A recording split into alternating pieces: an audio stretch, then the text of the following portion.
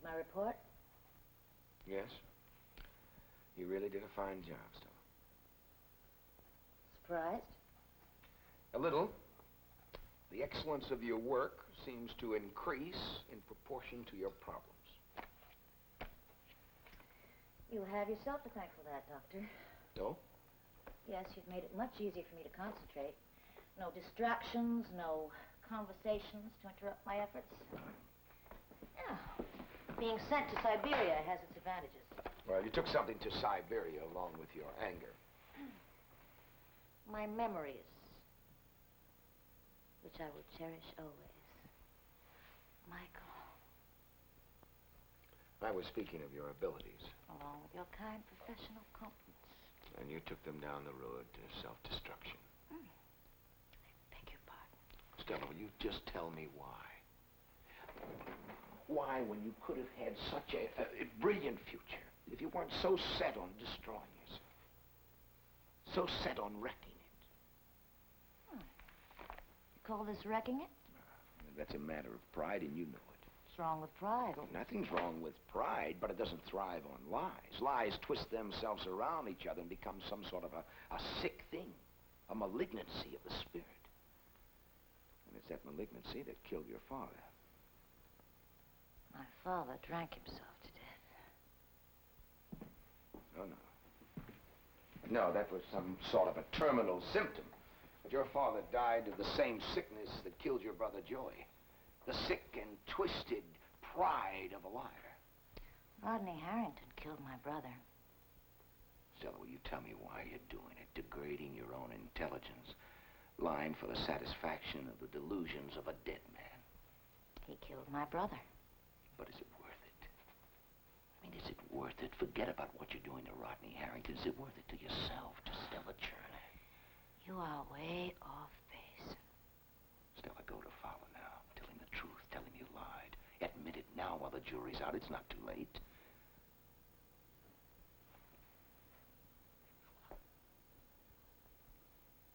I was waiting. I knew you couldn't be keeping me here out of professional necessity. Stella. Or because you had need for my companionship.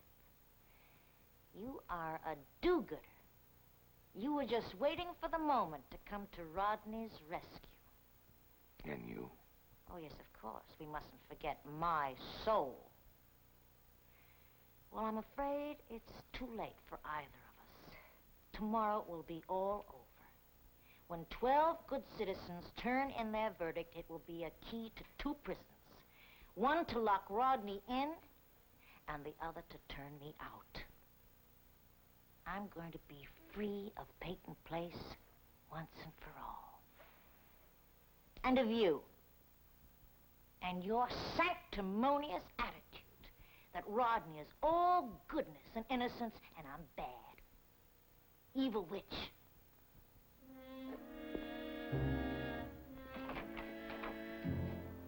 You. You're so straight. Dr. Rossi.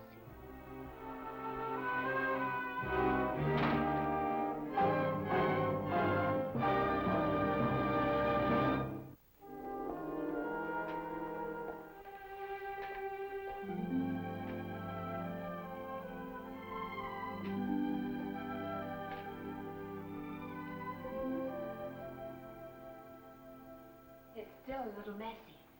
But I thought it would make a perfect nursery. If it ever gets finished. Your grandfather's been saying 1 more week. Bassinet is lovely. Where'd you find it? At that little antique shop just this side of White River. We weren't even looking, but of course as soon as we saw it, we had to have it. Your father's been putting it back together for weeks. I was going to make a lace skirt for it, but I've been putting it off. You know, my needlework. I could help you. Well, that would be wonderful. I thought maybe some nice white lace would do. And we haven't even selected the color for the curtains yet. And then there's the wallpaper. Which do you like?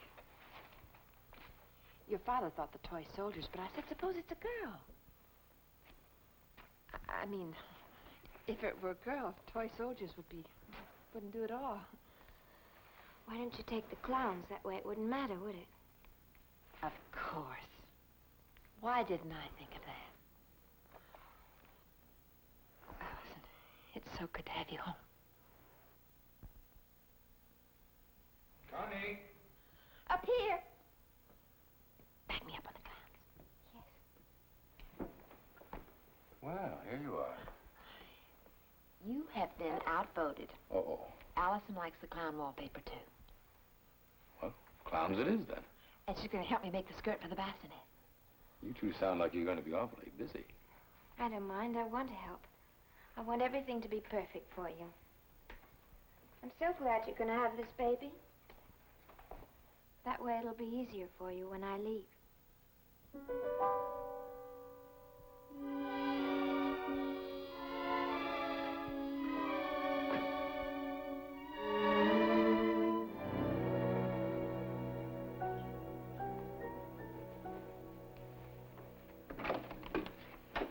Good evening.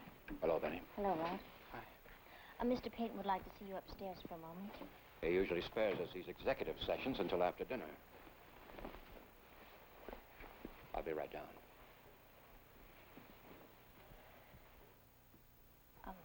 Would you like to wait in the living room? Okay.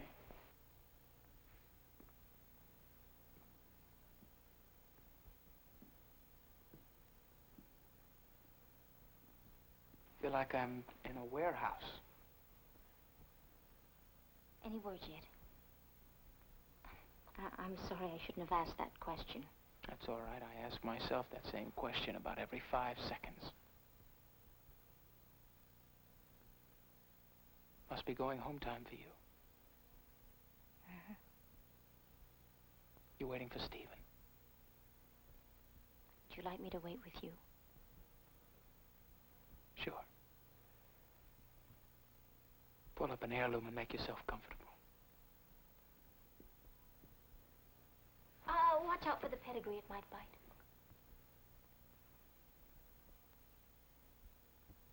You have any idea what Grandfather Peyton has in store for us tonight? He's been very quiet all day. Oh, I'll bet it's a zinger. All right, I have my sherry. You have your audience. Now, what do you want? Suspicion flows through you like water through a faucet. Very clever. What do you want? A chance to talk. We've never really done that, have we? No, we haven't. And there are so many questions festering inside you. For instance, how sick am I? Don't you know? Oh, yes. But you'd like to know, too, wouldn't you? Why do you think I came back to Peyton Place? What difference does it make? You've hounded me since the day I married your daughter.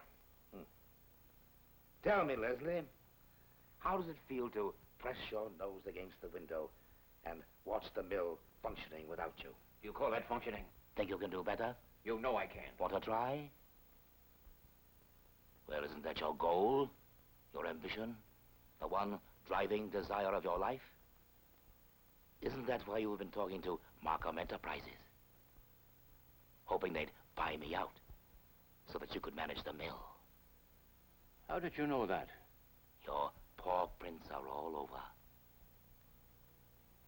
Well, If you're serious, I am. then I'll ask you once more. What do you want? Rodney. A trade. Even up. My mill for your son.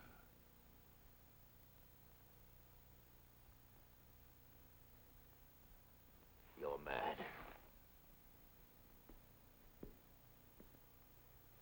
You are mad. I need an heir. Someone to carry on. To continue what I built. Rodney. That's what I want to find out. With no interference from you. Are you shocked? Or merely bewildered?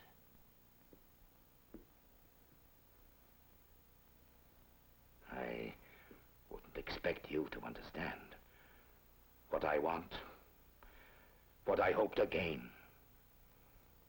The Peyton house will be empty. I must find out if someone can fill it. That's my goal. my ambition. The one final desire of my life. That's why I need him here with me. I want to know him, get close to him. I want to help him become everything he can be. Hold him. And you think the mill's my price? Isn't it? He hasn't even been acquitted yet. That trial's been good in many ways. It's tested him. He's done more than just survive. He's endured. Do I tie him up and bring him to your back door at midnight if he is acquitted? I want Rodney to live in my house. If you want the mill, you'll see that he agrees. And if he doesn't?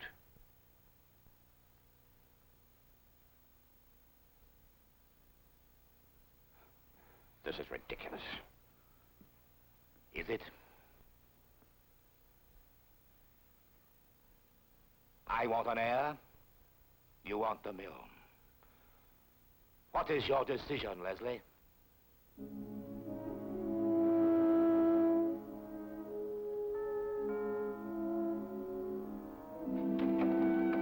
Hi. Hi.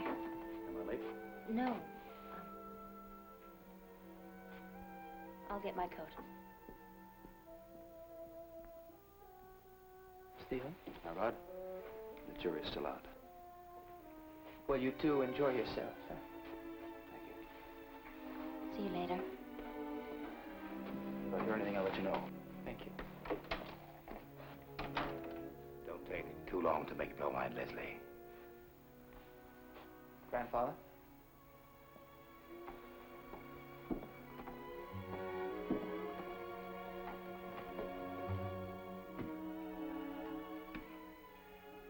Sorry I kept you waiting.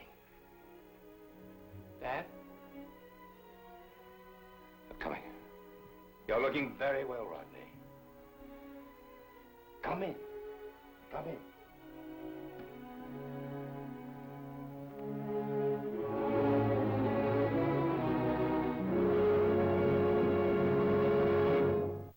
Preview from the continuing story of Peyton Place.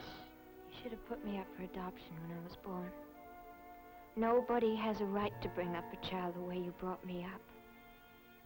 I have a decision to make too, Ron. And you can't tell me about it. Well, congratulations, Dad. It took some time, but we're back to normal. What about you and your mother? Stephen, is Martin Peyton your father?